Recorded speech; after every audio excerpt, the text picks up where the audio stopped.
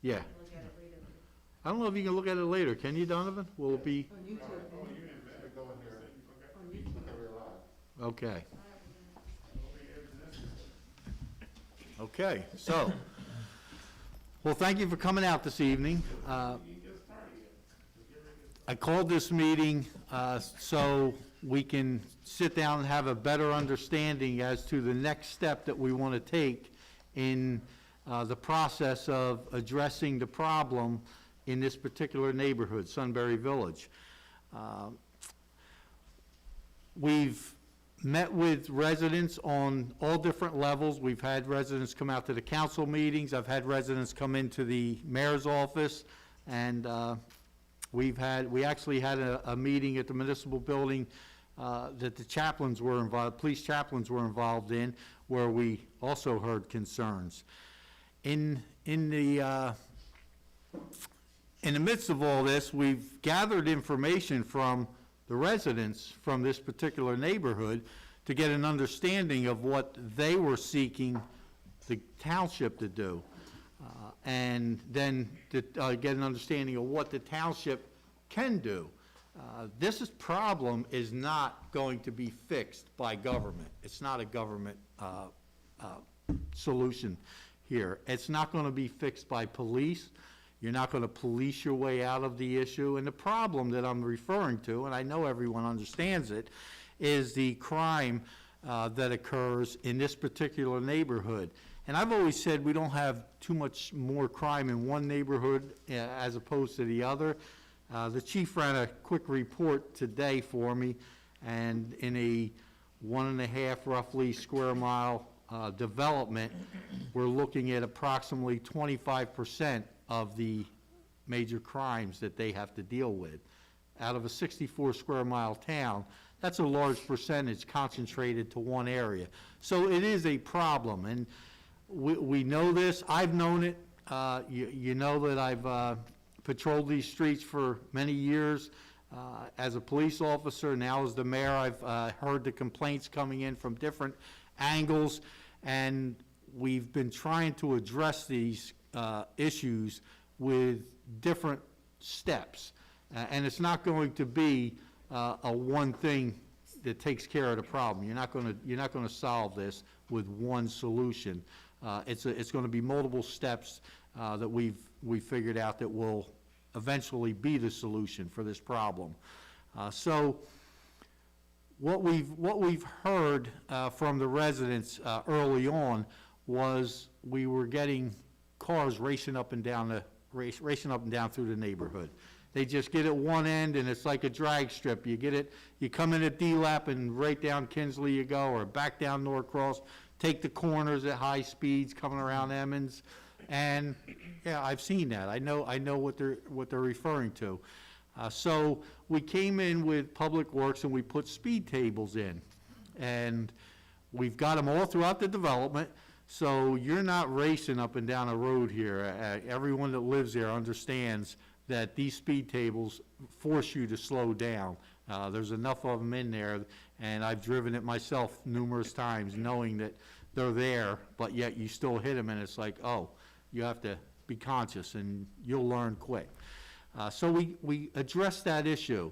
The next issue that was brought to our attention was the lighting. We had poor lighting in the development, and there's a lot of dark spots, and you know, we need better lighting. So I personally got together with a representative from Jersey Central and surveyed the area. We went into the development, identified all the lighting that was in there, and we determined that the older 50-watt sodium vapor lights, the orange lights that were in there, the orange warm glow, just weren't putting out enough light. Jersey Central has a program where they'll put a few LED lights in for you. I was able to convince the rep that we wanted to do the entire development as a project, and she agreed and put the project through, and they came through and they put 90 Loomis LED lights in there. Now they wanted to do 50s and put the 90s on the corners, and that's a planners type thing. The planners like to do that because when you get to the corner you want something different to let you know you're coming up to an intersection. But I felt that it was important that we light the entire area up. So I says, give us the lights that will do the job that we're seeking, and that's light this area up, put 90s in the whole development. That's what we did. Now, that made a big difference, but it's not enough. There's still some spots that we know are dark spots. There's no poles there. We're gonna have to have poles put in and put lights there to address those spots, but we're still working towards that. We're not done with the lighting, but the lighting's probably changed, 150% compared to what it was. Now, that gives people the ability to see what's going on in their neighborhood, but some of the things that were going on, it gives those folks a chance to see also. And an example of that is I come through one night to check the lights out because I wanted to see how they were looking at night. And I come down Kinsley, and on both sides of the road, there's 10 cars on each side of the road. There's probably 20 young adults standing outside the cars, and there's about 5 guys in the middle of the street under the nice bright lights shooting craps. Pile of money in the street, and this is a common occurrence that goes on down there. It was happening in some of the darker areas, but now they're under the nice bright lights because, hey, you can see the numbers on the dice. So I said, this has to stop. We have to address this. In their defense, I will say, as I rolled up on them, very politely, they picked up their money, their dice, stepped aside, didn't say anything, that was offensive. I rolled through, and then as I look in my mirror, they're right back out playing dice. That's not what you want in your neighborhood. That type of ingredients will create a bad, mix. You're going to have young adults out there. Let's face it. The girls are out there. The guys are, showing off, for the girls, and they're playing dice. Something's going to happen, and we know that does occur. So we've addressed the lighting for the most part. We're still working on that. And we had a meeting with the chaplains and some residents. We've heard more concerns. And in that meeting, and then conversations with residents since then, we've come up with some other, and the next step, the next idea that we have, that being directional control and traffic control into the development.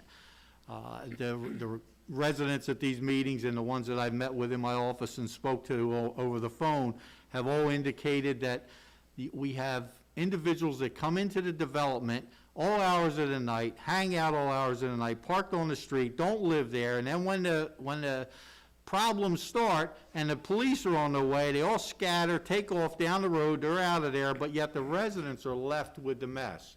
And, they can't sleep at night. You got all this ruckus going on in the streets.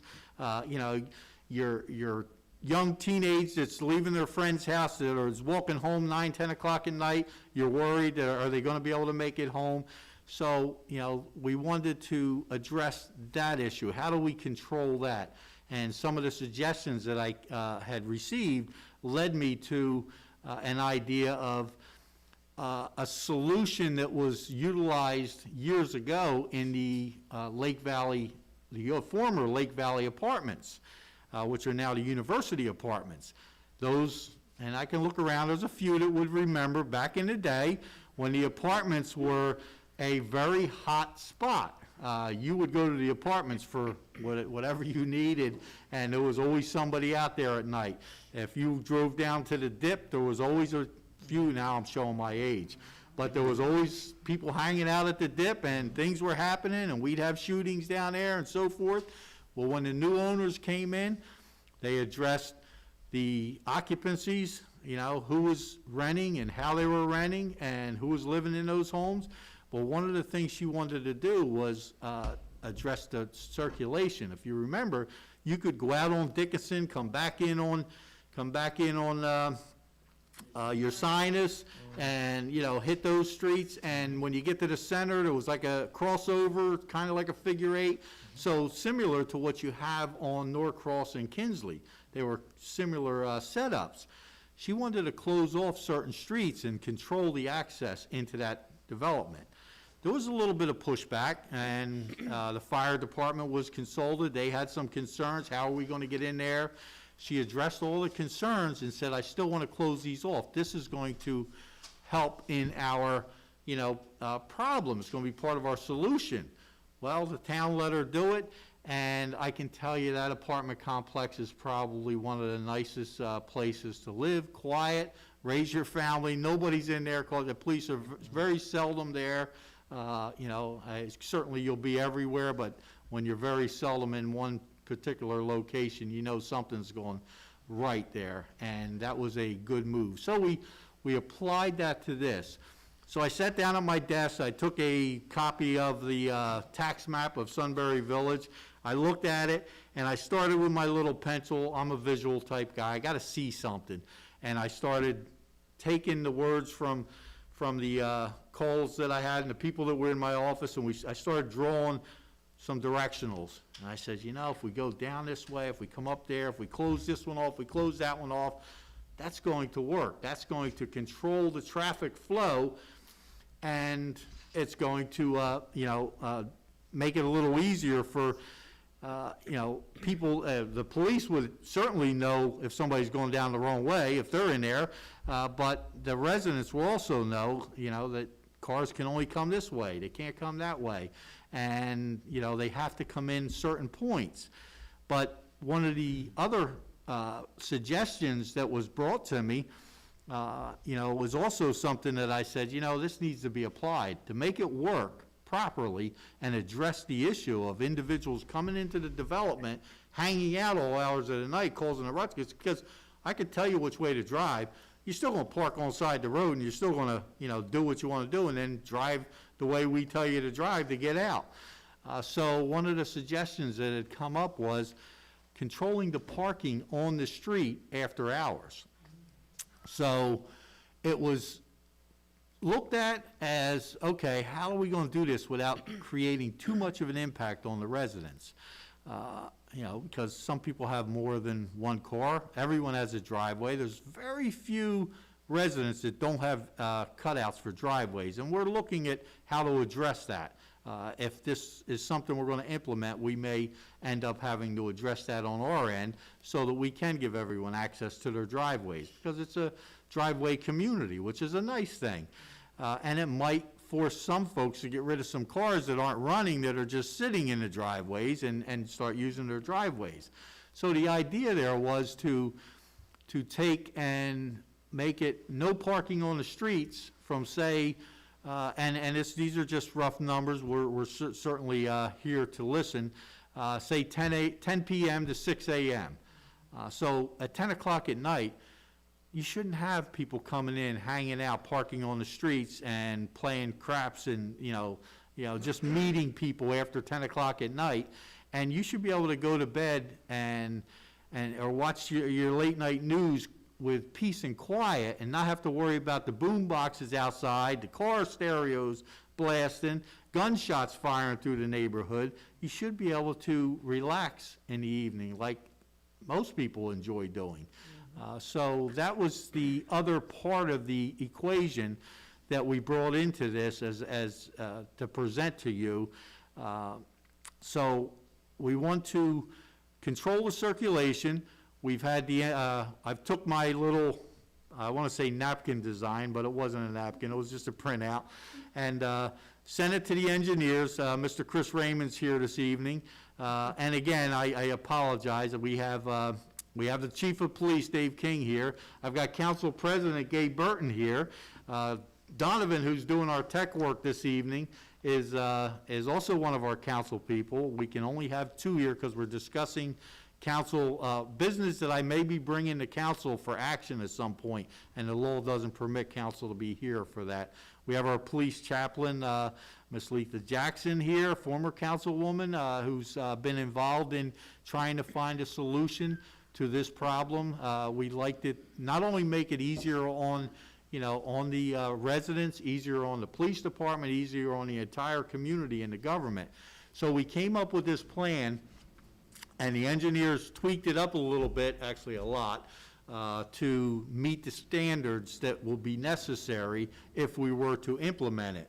So if as you look at the plan that's up there, you can see the layout with D-Lap off to the left and Anderson off to the right.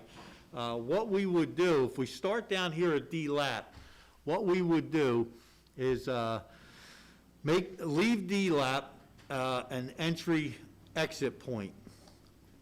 When you come in D-Lap, you would then, Kinsley would then be one way only towards Anderson. You would only be able to make a right to go down to Anderson. And as the engineers had added a triangle traffic control mechanism in the wide roadway there, that'll be a channelization device that will steer you to the one-way down Kinsley. This poses a problem, and the problem was picked up very early in the process for someone that lives in those first few homes, who enjoys just making a left, coming out of the development and leaving. But in looking at the problem and bringing the solution to it, I thought, is the return on this investment of having to drive down an extra few, 30 seconds worth of travel, is that worth the investment of your time to have a peaceful neighborhood, to bring your neighborhood, to take control back of your neighborhood, to give up a little bit of, to see part of your neighborhood you may never even have saw. You may have always just came in and left by where you were and never went through the neighborhood because of the problems within the neighborhood. So now you may have a neighborhood that you're proud to drive through the entire neighborhood, but you're giving up a little bit, in my eyes, to gain a tremendous amount of, peace in this process. So how it would work, you would come down Kinsley, Bush would be closed off at Pemberton Browns Mills Road. You wouldn't be able to exit there. That would be a dead end. We would continue to sidewalk across there along the roadway. You would have to go to the next intersection. Actually, no, that is the only way you'd be able to go out, or you'd have to loop back around to Lemon and come out on D-Lap. So generally, the folks in this end would just come out on to Emmons. And then you'd be able to continue on and go down. At Emmons, you would, I see what I'm looking at. The problem is, I think I have two bushes up here, don't we? Is that? Yeah, they're overlapping. Yeah, that's not Emmons. The next one is at Emmons is where you go out, and at Emmons you could continue on to take Kinsley down to Norcross, and at Norcross you wouldn't be able to make the right to get out on Anderson.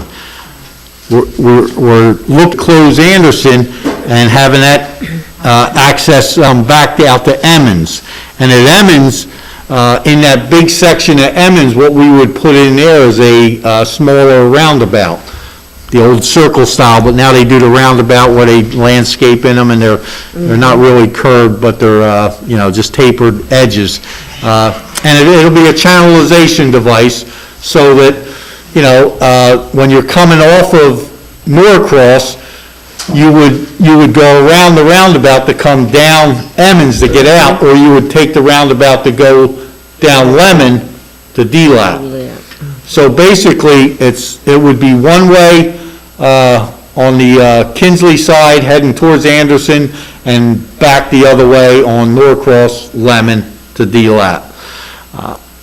And then with this implemented with the parking regulations, if we do the no parking on the streets, I, quite frankly, anticipate this neighborhood to become very quiet in the evening. It would be almost ghost town-like. Residents would be there.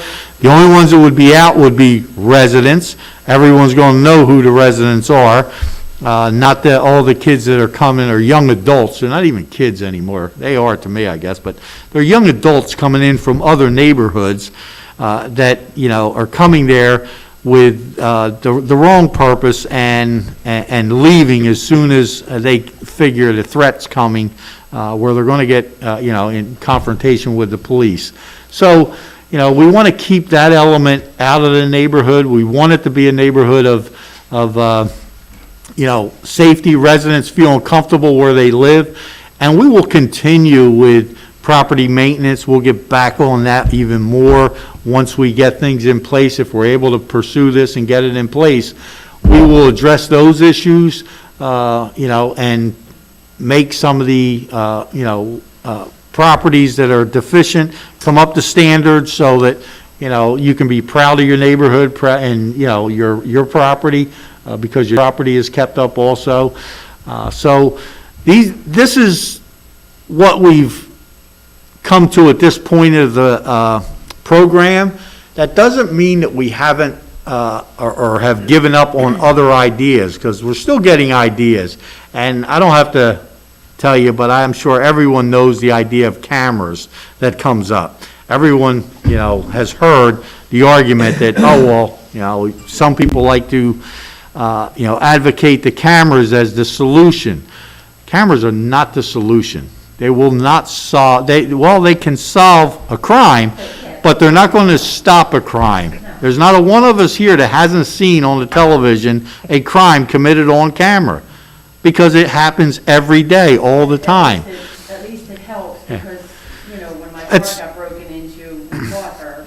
The cameras become a tool for the police department. There's no question in that. What I'm looking for is solutions that will stop the crime.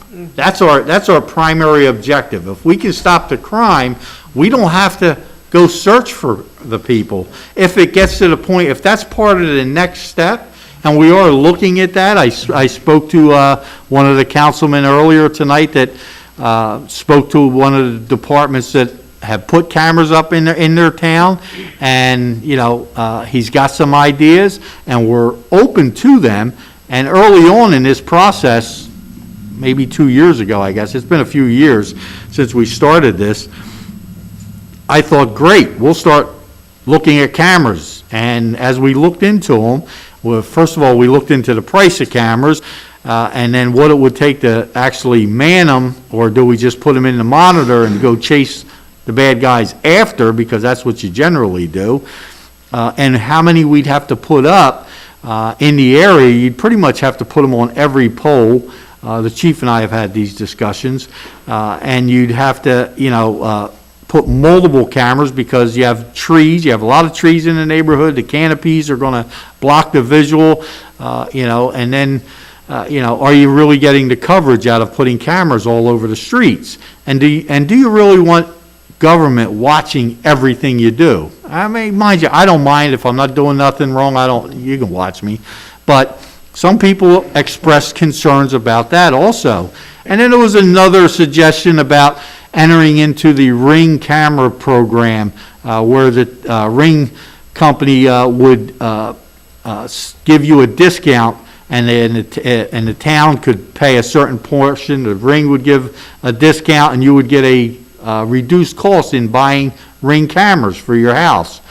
Well, we looked at that, and the first thing that came to my mind was, you have to have internet. Not everybody has internet. Most people do, but now I would force people to have to get internet. They would have to now get in on a service plan. Now they got another expense, and is that what they really want to do? So we've suggested, and it's come from landlords mostly, that, put cameras in, and we suggested that landlords want to put camera systems in. Put a camera system on your house. They're not that expensive. You can camera your whole house for under $500, and if you have to pass it on, you pass it on to your tenant, but for safety, if that's what you want, to do that. And we've suggested that. But again, we're not done with that idea. We'll still explore that. There's been comments about getting grants for the cameras.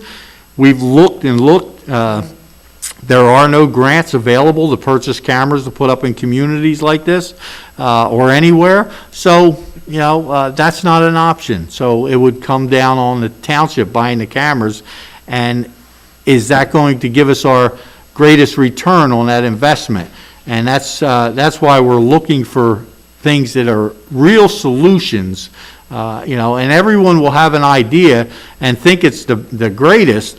and the problem solver, but, you know, we have to evaluate, you know, the entire idea and what it's going to cost and to implement that, and what we're going to get out of it, what's going to actually be the results from doing that.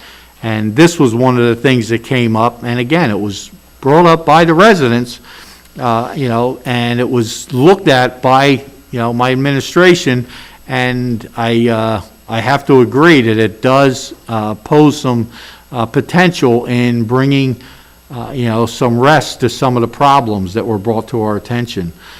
So that's the layout. I really, you know, there's a lot of other things we could talk about. I really didn't want to get into that here tonight. I appreciate everybody coming out. We do want to give council or the members here of the audience a chance to ask questions. If you want to come up to the mic, or we can bring you the mic if you really have a question you want to be heard on. We have the chief here, we have council president, again, the engineer for any technical issues. We'll be glad to entertain you. Is it on now? Is it on? Yeah, it's not amplified, it's just picking up on this system. I'm looking at this here on what's the map there. Here on, Emmons. That's Emmons, correct. Now, you're going all the way from North Cross, it's just following through.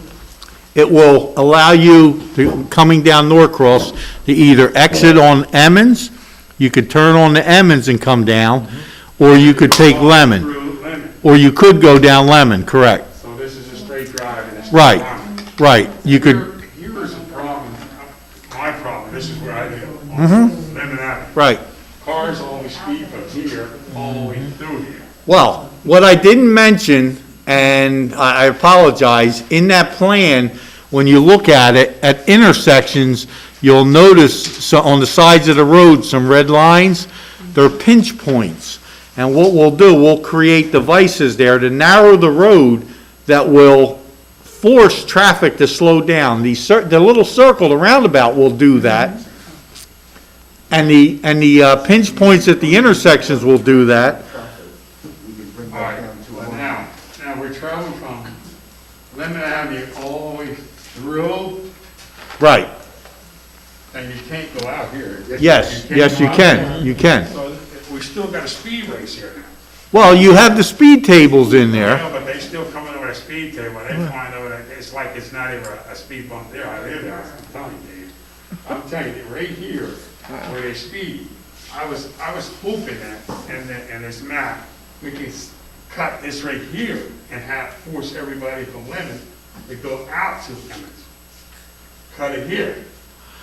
What we can do is put a pinch point there also, so from Emmons to Bush, you only have a short distance before you narrow down to a single lane. And then that single lane will slow them down at that point, so you would only have that small stretch. All the cars coming off of Norcross are not going to go down Lemon because they can come out on the Emmons to get out. They'll use Emmons to get out. This is a busy little area, and it's really busy with different stuff going on there, and there's a lot of cars coming out Lemon. That's what I'm telling you. What I was hoping when I spoke to them, I was hoping it could be cut off right here and force us to go out here to Emmons. So that would stop this speed strip going all the way through. It would stop the cars running from here all the way through there. They would think twice by going there, coming down the back way, to run that strip all the way up. So if we can cut it right here, this here will stop and cars from coming back there. Because they would have to make a U-turn out, turn in somebody's driveway and go back down. As long as you got a straight strip like that, whoever live on Lemon, they know. They're gonna fly straight from there on out. Jerry, that's actually doable. Chris, if you look at that, if we closed off at Bush, Right here. If we did it on the, it would be the other side of the street you'd have to do. Well, no, you could do it No, either side. right here on this side, Because on this there's- side, on Lemon. Remember, you have two houses, you have houses on Bush that still have to get out. Yeah, but they will be able to get out. Yeah, here on no, this they house will. here. They If will. you cut it Right. right here, The flow could be like this. right. No. No. No, stop it here, where they had to go back out. So what you would have is Lemon and Norcross would both be coming into each other at the circle Right, and coming out on the Emmons. right, And that's doable. I mean, right. that's Stop it certainly. here, cut it here, make everybody go So back you're out. almost talking like a cul-de-sac here, where you have a turn around and go back out. Well, you ain't gonna have no well, it's gonna be a cutoff, ain't that what it's gonna be, just a Well, cutoff? you know, I have to think about No ambulances. cul-de-sac. Well, it can be a cul-de-sac, whatever you wanna make it, as long as they can But get you're out. just saying, sever it here. Right. So that don't have that long stretch. Right, that long stretch. Don't have the runway. Right, where they they don't have take it that out. runway, right. Stop it here, where they won't have that runway. Okay, stop at the Bush. Yeah, stop it at Bush. And then just have those two They just roads go come back back out the into way. dump back on the Emmons. That's okay with you? Okay with you? You be good, you were at the end, so what do you want? You were at the end. I mean, you ain't gotta go up that way. But you on the end. I have been out there where I had to run to get across the street because there were two cars. Jerry, take her the mic. Take her the mic. There you go. You guys are welcome to pass that around. You're talking to me, huh? Yeah, I know, but we're listening. We're listening.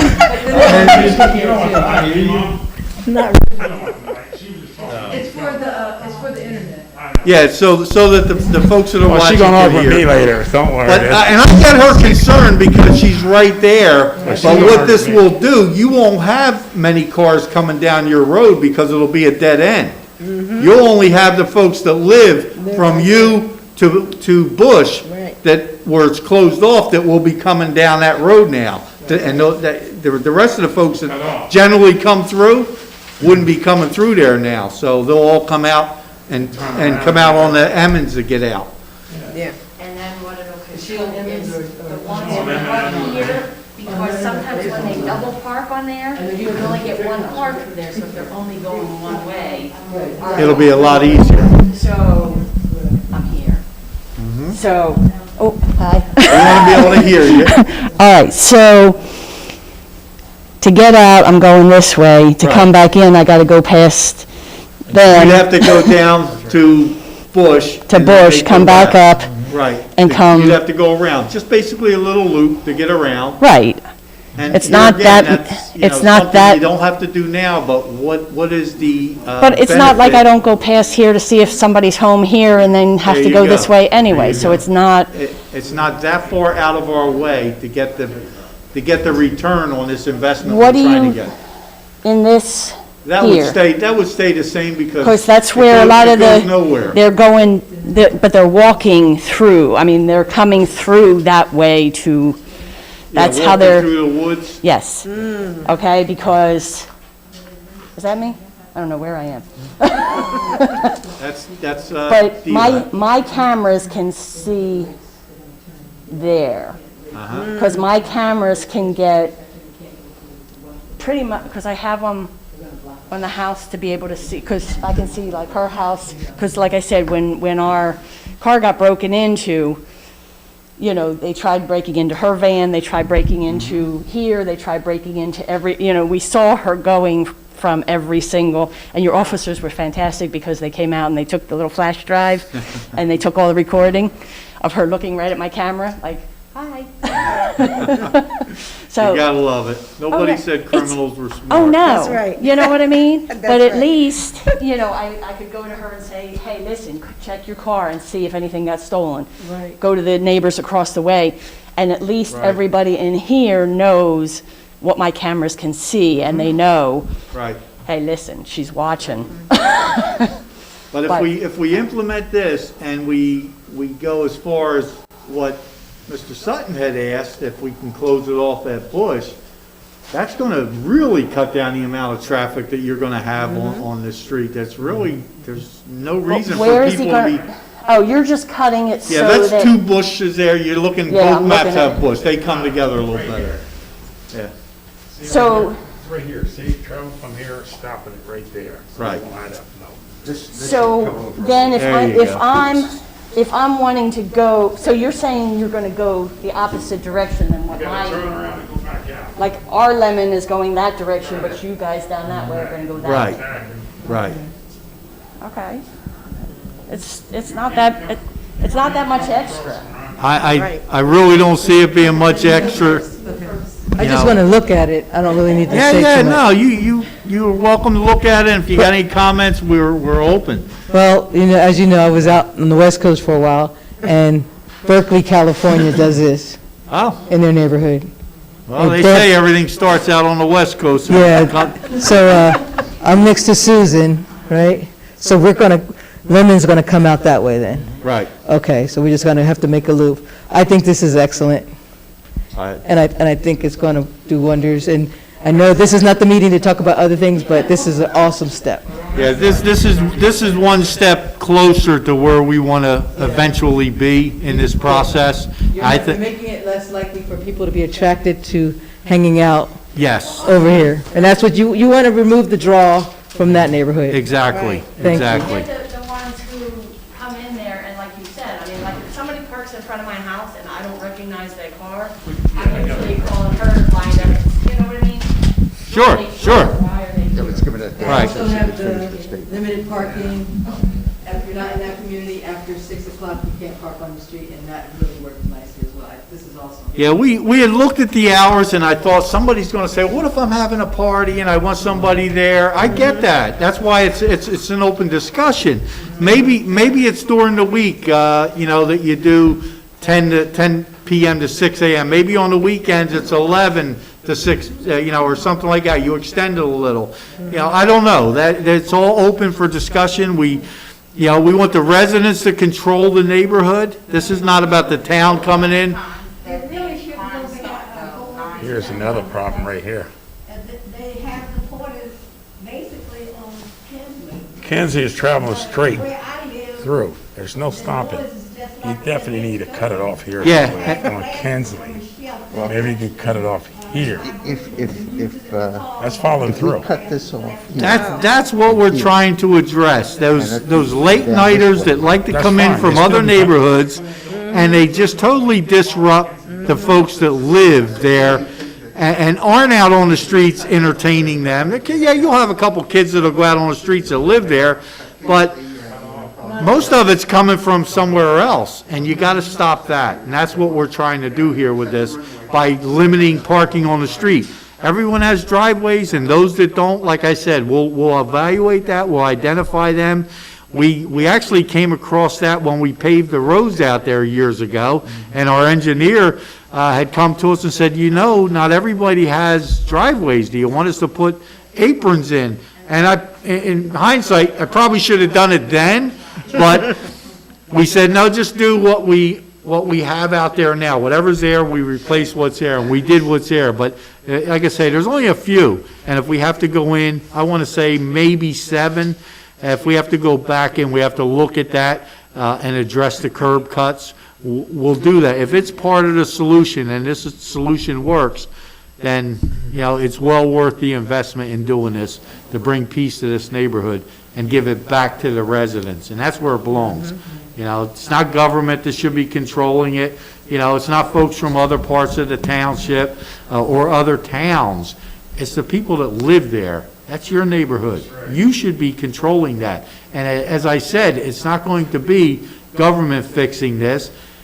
It's got to be the people, and it's got to be the people that live there. That's what's going to be the solution. That's who's going to fix this problem. We can do things like this, but then we have to start addressing, hey, whose kids out there on the street? I know when I grew up, most of the people knew you around the neighborhood, and they would tell you if you were doing something wrong, and your worry was they were going to tell your parents. So parents have to step up, parents got to be more involved. That's all another part of the process that we can bring programs in to help with that type of, education. But we're looking at some infrastructure things now that we think are going to have strong impacts on this problem, and I think they're going to be successful once we're able to implement them. Now, we would probably come in and set some temporary systems up while we're designing and funding the permanent. We can put the Jersey barriers in, the block roads off. We can actually put some devices in the intersections. We could put the signage up to direct people which way they have to go. And that will, with council support and believe me, council's been behind this, entirely. They've listened to the residents. They've brought these concerns to administration. We've listened to the residents. We want to solve this problem. And I think we have the opportunity to do that. We'll start working on ordinances that will control parking, control directional travel, getting these things in place so that we can implement them. And if the residents are behind this, then we'll move forward. We'll do this. We'll certainly have Mr. Raymond look at Jerry's, suggestion. I think that adds one more element of control and speed control and traffic control. It will control flow, but it's also going to control speed because you've got a small little window of where you can drive before you're hitting, a dead end or the speed tables in between. Yeah, can I? Engineer also suggested that Kingsley and Evans, we want to think about cutting back. Cut it off here. Mechanism so that people cannot just aim right down the street. Like we have Kinsley here. This is Kinsley, this is the wild coyote. Yeah, I'm on Kinsley, and let me tell you, those speed tables do not work, and we feel like they were put in the wrong spot. Because people Well, slow we're- down at the intersection, and once they get over the speed table, it is pedal to the metal. Well, We have to be concerned about fire trucks. So one of the reasons we're putting these things in, they're designed a certain way so that we don't throw the firemen off the truck as they go through. Right. It's unfortunate, but that's one of the considerations we have to do. Well, as a resident, from my point of view, you might as well not even have it there. So it's not even worth. It's not even working at my house. But that's the law, you gotta have a speed bump that wide, or if an emergency cars to get through. and they have to be placed in a certain manner. We can't place them, anywhere we want. They have to be done spaced a certain distance Well, apart. the people who have voiced it to me, I've said that. I said, I'm sure that there are reasons why, and that there's ordinances that they have to follow that come down from the state and from the safety people, and so there's a reason why they did that. But in front of my house, nobody slowed down, okay? Well, let's just look at it as one of the steps in the process. I've heard positive things about them, and I've heard negative things about them, and tonight more negative, but there have been some positive responses to the speed tables. So, I gotta believe they have some effect, but let's face it, those that learn the speed table and the roadway and know where they can hit the gas, they're gonna do that. And more than likely, they're not people that live there. They're people that are coming in there. So this hopefully can address that issue in curbing the, traffic that comes in there just, to do. Yeah, I think that this is a good idea, don't get me wrong. But it's the transition phase that gives me a little agita, because you're still gonna have people in some places that I'm probably gonna be driving through. And the other piece of it is that we always have to go on the main road to get to the Nesbitt Center. There's no longer an exit from our neighborhood to get to the Nesbitt Center without going on the main road, unless you're on foot. If you're on foot, that's one thing, but if you're in your car, you're always gonna have to go to the Nesbitt Center via the main road.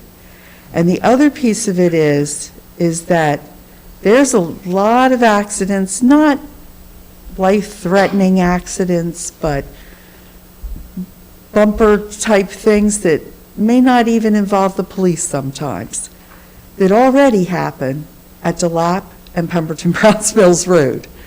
So I can just see that if that's the only exit, that could be problematic. And I have to say that at certain times of the year, it's really tough to see when you're coming out of the neighborhood at that particular intersection.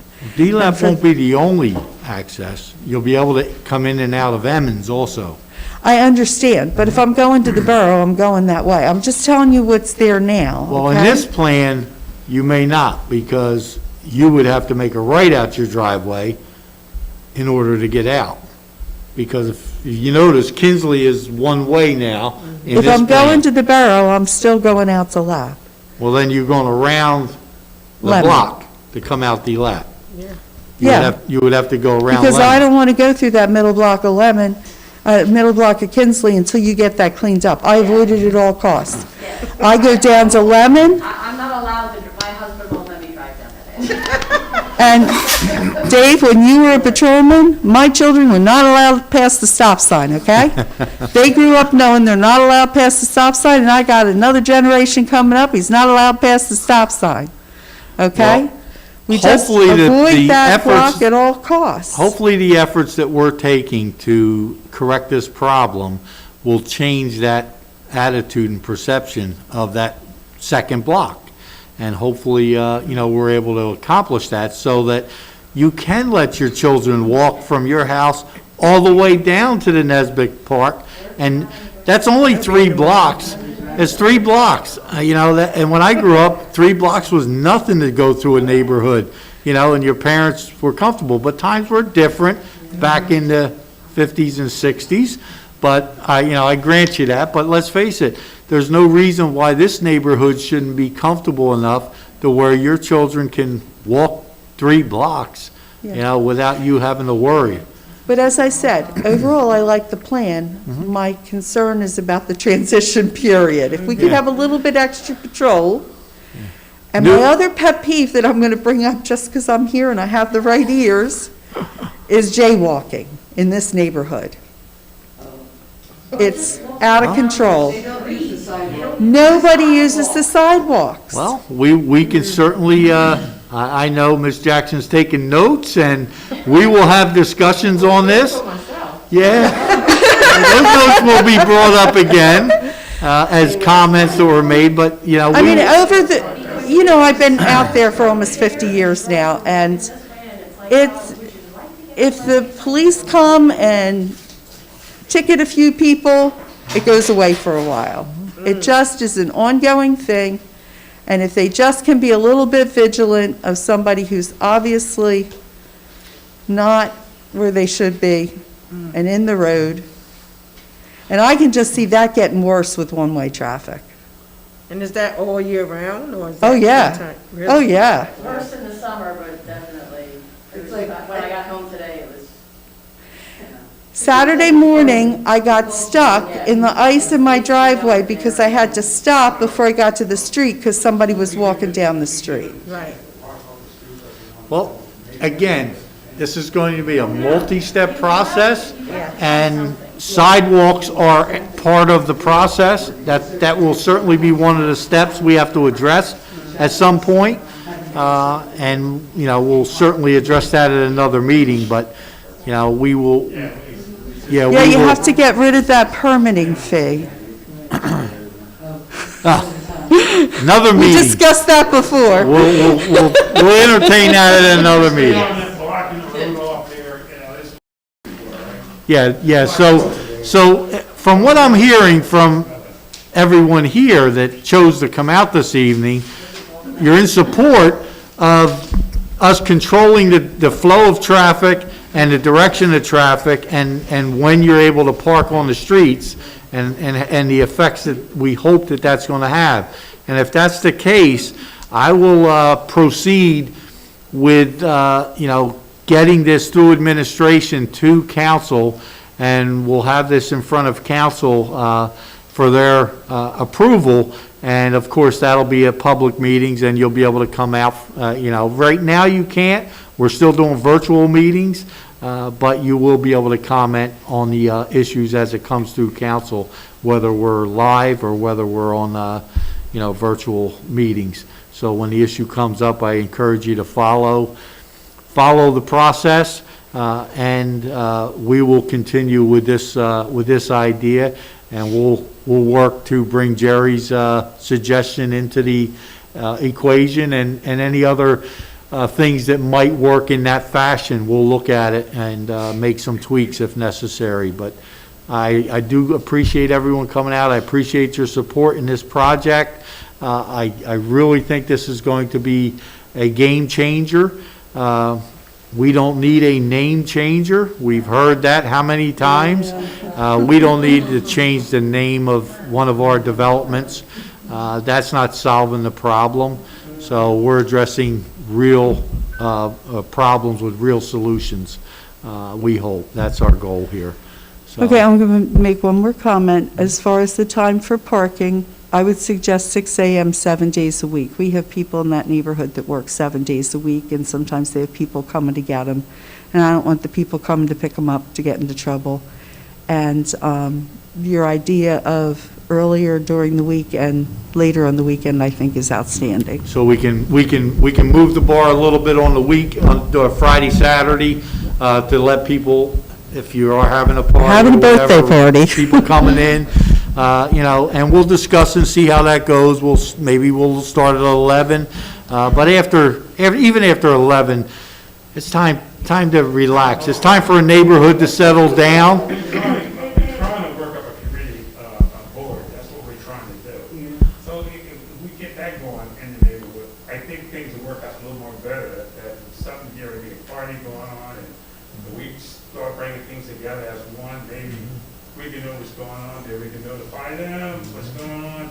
If we have a weekend party or something, I know there's a bunch of renters, people rent houses, and most people. Yeah, yeah, Jerry and I have had this discussion, and I've encouraged him and others that have come to my office with him to start formulating an association, trying to get residents together and take back your community. This is your community, and by getting together and joining forces and being the voice for your community, I can assure you, you come to the mayor's office, you know you're going to get an ear. You come to any council meeting, you're going to get council's attention. They listen. They will address, your concerns. But it's better if you come, as a group representing the community. You get more people involved. You'll fix the problem. Yeah. You guys will be able to take care of it. We're just a tool for you to help with that problem. And we welcome that, and, I look forward If to I'm, it. if I'm not mistaken, I went to the mayor, I said, we need speed bumps. Guess what? We got speed bumps. If we come together as one, start talking around one another's. Yeah, we're not imposing things we can get on things you. done. These are ideas that are coming from the residents. We're working with the residents to give you what you want, within reason, of course, and, He's trying- pretty cheap, don't get me wrong, but, Yeah, he knows how cheap I am. But we will address your concerns. Dave, do you remember back when, before you paved the roads, my phone call to you saying that I would vote for you as long as you paved the damn roads? And I can assure you, that's not why we paved the roads, but we paved the roads, and if you voted for me, I appreciate it. Well, maybe I do, I don't know, because now look what this is, it's awesome to be a part of a project like this. I've seen it in many lenses, and this is one that it gives me the opportunity to be part of the solution, and I know, the chief welcomes the solutions. He'd love to see, he's seen enough here that he's encouraged to finally get to change, this area. I know our council would love to be part of this solution. So if we can make this happen, and we're going to, from what I hear here tonight, we're going to move forward. And we're going to get this part of the solution done, so we can then start moving on to the next part, whatever it may be. It'll be coming from the residents. You'll be the ones coming to us with what you think is the next step, what's going to be, the next thing that you need to get what you want out of your community. And we'll be listening, we'll be ready for you.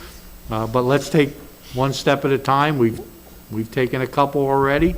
we'll take this one. I've been on my bicycle twice to Mr. Sutton's house, trying to get it started. I was looking for her for over a year, but some of the challenge for me is being identified, trying to get the process started, because people have approached me and said, "You were at that meeting, weren't you?" And I'm like, "No, I wasn't at the meeting." And then another person would say, "You know, you live over there?" And I said, "No." So, but we have been trying. He knows, I've been to his house twice on my bicycle, stopping by saying, "Hey, here's my number." And I've been asking, "Do you know this lady? I've been looking for her." Yeah, well, with the pandemic that's going on with this COVID-19. Right. Yeah, So we have been trying. It is challenging. Nobody's expecting you to do it this week. It's not gonna happen. No, and the pandemic did slow things down. Sure, understandable. Yeah. So you're across from Alberto? Yes. Okay, that's why I. Because I need to know. Okay, I know exactly where you are. She was. Mayor, I just want to say, I like the idea of this, and Ms. Lita, if you could write this down, because I've been to several meetings, and every time I go to these meetings, I forget to address this. I used to live in 176 Lemon. I'm now on the front street now, so I lived in the heart of everything for years, right across from these two. Right. What concerns me now is that we're taking the exit off here. Now I live next to the church on Pemberton Browns Mills Road. What I've been seeing now is people will come to the church parking lot at night, and I'll hear like this humming noise. And one day I had to kind of watch it and see what was going on. So I looked out my window, and it was a truck there.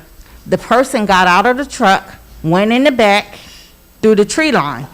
Okay, because there's no longer a gate there. It used to be a fence there, but because people keep going through there, they tore the fence down. So now the church won't put the fence back up. So they go through the tree line, do their business back there, and then come back, jump in that vehicle and leave. I watched that one day because I didn't call the police at the time because I really didn't know exactly what was going on till I seen the whole thing play out, because I thought somebody was in the truck at first. But then I seen the guy come from the tree line, jumped in the passenger side of the truck, and drove off. Now we don't know what he done back there. And just 2 weeks ago, on a Friday night, it was about 9:30, it was a shooting on Kinsley, right behind my house. I was getting ready to leave out to go pick my daughter up from work. So I like the fact that you're gonna have the curfew, per se, like 10 o'clock. But we gotta realize too, crime is happening earlier than that. When it gets dark, 8, 7 o'clock.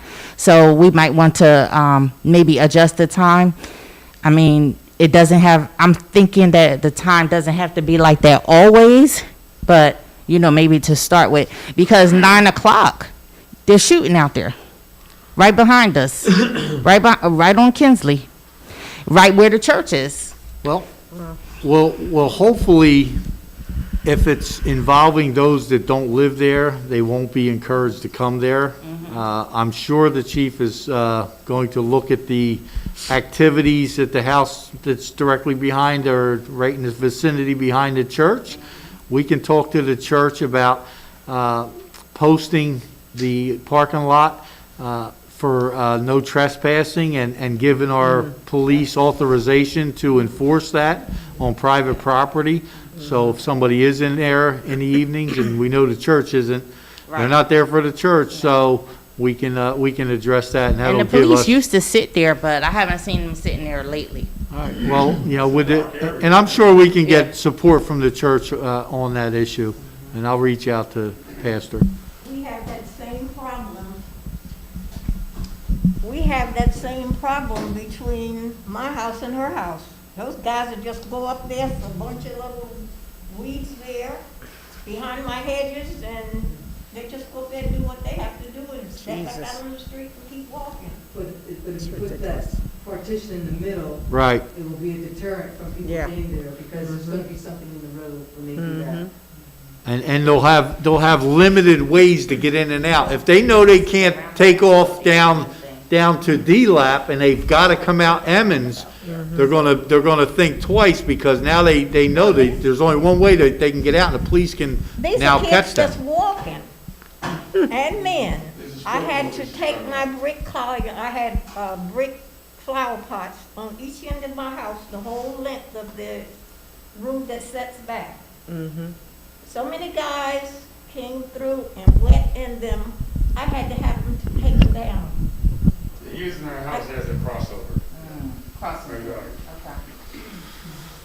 All right, we'll look at that area, we'll look, see if there's another solution, step to the solution that we can implement for that, you know, but obviously, if they're walking, then this traffic control is not going to address that, but we can look into, you know, more steps here that, as I told you, it's not gonna happen with one thing's not gonna fix this problem. It's gonna take a series of events. You understand where I'm saying that,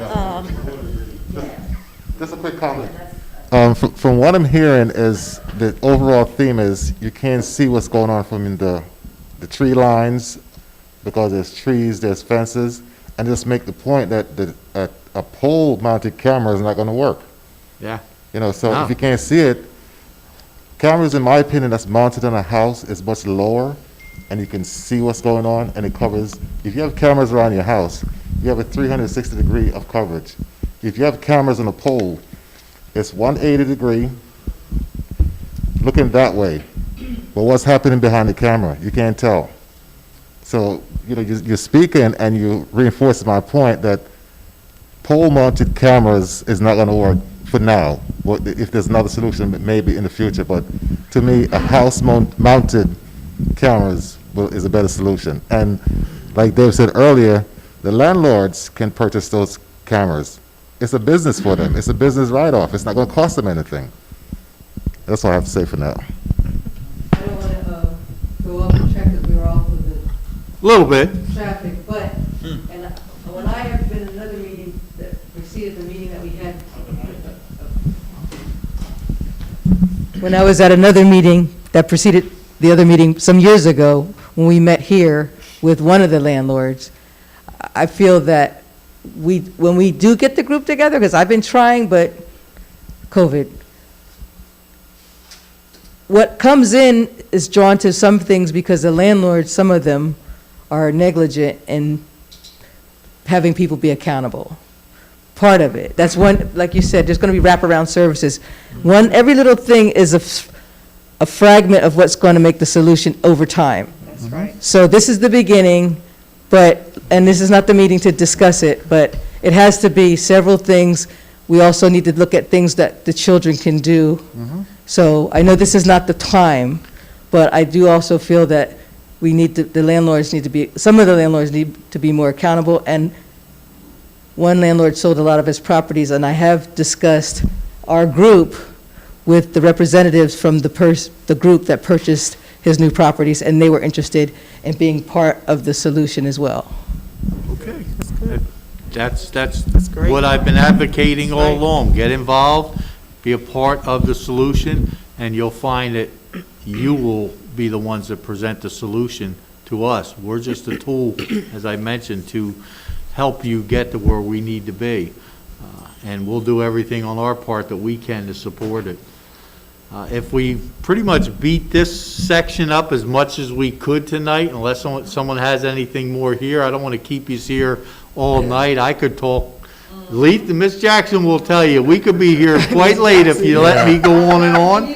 Everybody here can Well, tell. I just She wanna- does that. She knows how to I give just me want the to say signal. thanks. This is a start. This is a start for us, and I like the idea. I think it's going to be great. It's going to help us out, and I think it's going to do a great job. So I thank you, Mayor, for doing this All for right, us. I thank everyone for coming out, and please, you for coming stay in out. touch. You know how to get in touch with me. And have you looked in the bus garage too? Have you looked in the school bus garage With, with the changes? no, we have not had that discussion yet. I can actually reach out to the coordinator, since I know him quite well, the new coordinator. I just think a heads up to them is a good. Yeah, I'm actually glad you brought that up. That is a good suggestion, and something that we definitely need to do, because they'll have to make arrangements. So I appreciate that. That's a very important part. They don't come in Sunbury anyway. The bus. If the buses are all out on the main road? Only one bus I seen coming Sunbury. All right, regardless, He goes down and picks up He kids still on the needs to bus. know. There's somebody else who goes around Lemon, what's that? comes out. Yeah, that's, All right, so, she's the only one. again, I want to thank everyone for coming out. We're going to shut this down on the live session here. We appreciate everyone coming out. I appreciate the support, and Everybody in person. Yes. and please Thank stay you for coming safe out. and mask up. Yes. All right, thank you. yes. Have a good night.